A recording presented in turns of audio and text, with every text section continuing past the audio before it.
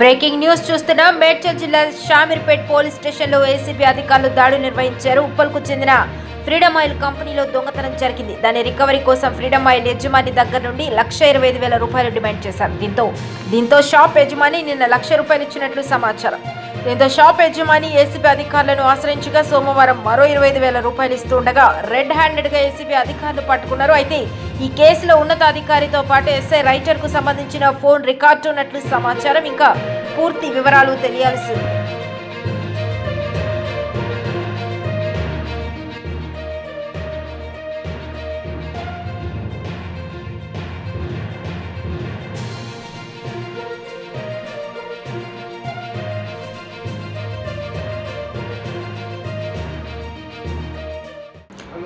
Breaking news చూస్తున్నా. మేడ్చల్ జిల్లా Shamirpet police స్టేషన్లో ఏసీబీ అధికారులు దాడులు నిర్వహించారు. ఉప్పల్కు చెందిన ఫ్రీడమ్ ఆయిల్ కంపెనీలో దొంగతనం జరిగింది. దాని రికవరీ కోసం ఫ్రీడమ్ ఆయిల్ యజమాని దగ్గర నుండి ₹125,000 డిమాండ్ చేశారు.